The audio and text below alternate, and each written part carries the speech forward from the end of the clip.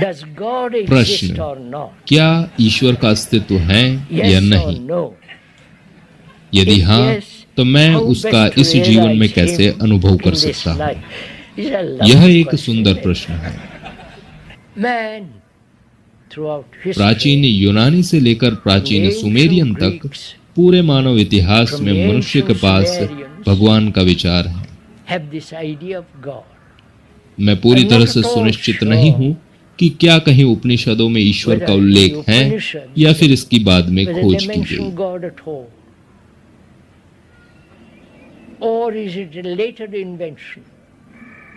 तो भगवान क्या है? हम यहाँ शोध कर रहे हैं।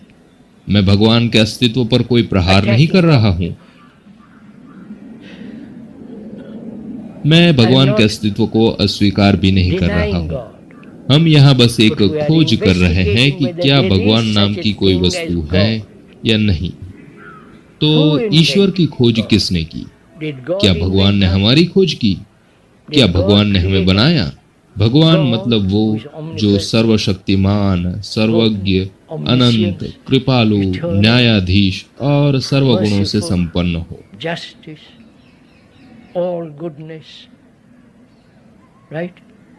यह भगवान के प्रति आपकी धारणा है।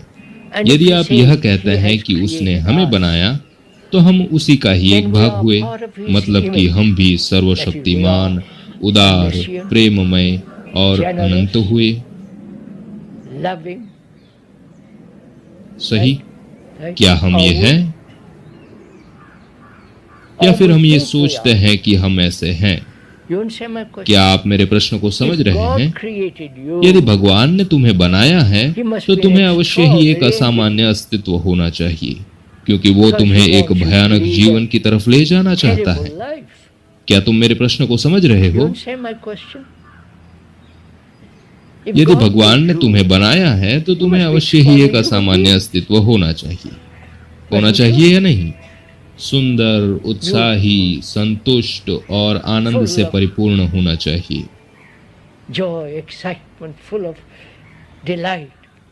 पर आप ऐसे नहीं हैं। इसलिए या तो आपने भगवान को बनाया होगा या भगवान ने आपको बनाया होगा। यदि आप ध्यान से निरीक्षण करेंगे तो आपको यह पता चलेगा कि आपने भगवान को बनाया है।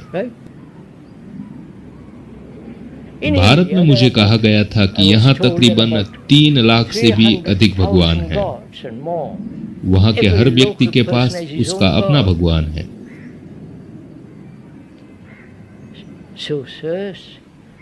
इसलिए हमने भगवान को बनाया है। इसकी विडंबना तो देखो। पहले विचारों ने भगवान को बनाया और अब विचार उस चित्र की पूजा कर रहा है जिसे खुद विचार ने बनाया है। मतलब कि स्वयं ही स्वयं की पूजा कर रहा है और उसे भगवान कह रहा है। क्या आपको यह समझ में आया? आपका अच्छा भाग भगवान है, समझे? मुझे आश्चर्य होगा यदि आप यह समझ जाए। सबसे पहले एक बात साफ करते हैं, क्या आपने भगवान को बनाया है?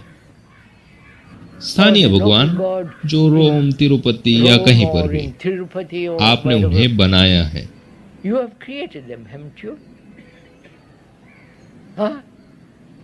आप अपने जीवन में बहुत ही अनिश्चित हैं, बहुत ही डरे हुए। यदि आप यह कहते हैं कि हमने उसे बनाया है, तब आप भयभीत हैं, क्योंकि आपने उसे अपने डर से बाहर निकलकर बनाया है।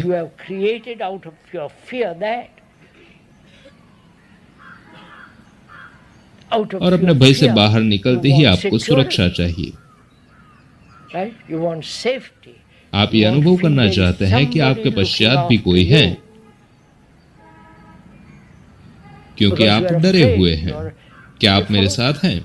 इसलिए पहले आपने उसे बनाया है और बाद में उसकी पूजा कर रहे हैं। जरा देखो कि आप क्या कर रहे हैं। तिरुपति जाकर अपना सारा धन एक थैले में डाल देते हैं।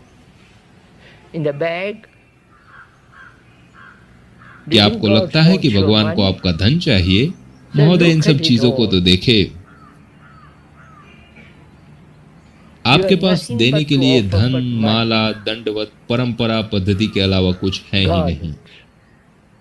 Prostrations, rituals, right? You have nothing else to offer. क्या आपने कभी इस त्रासदी का अनुभव किया है? यदि आप प्रेम करते हैं भगवान को नहीं,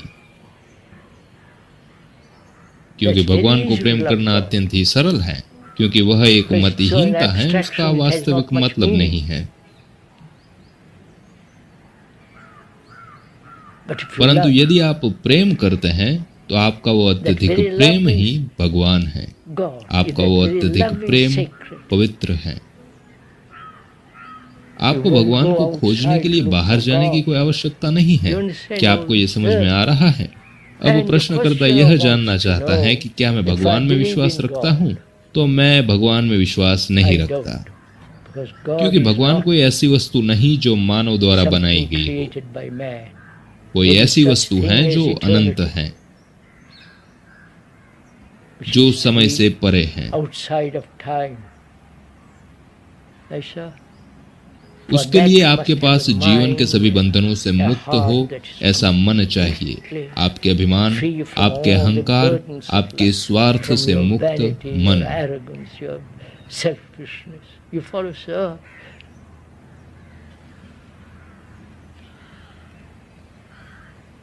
हम यह कहते हैं कि मैं वह करने में सक्षम नहीं हूँ। मुझे बताइए कि मुझे क्या करना होगा। आप फिर से घूम फिर कर उसी जगह पर आ जाते हैं। आपको कोई ऐसा व्यक्ति चाहिए जो आपको बताए कि आपको क्या करना होगा। महोदय, आप एक जंगल में हैं। आपको इसे स्वयं ही चलकर पसार करना होगा।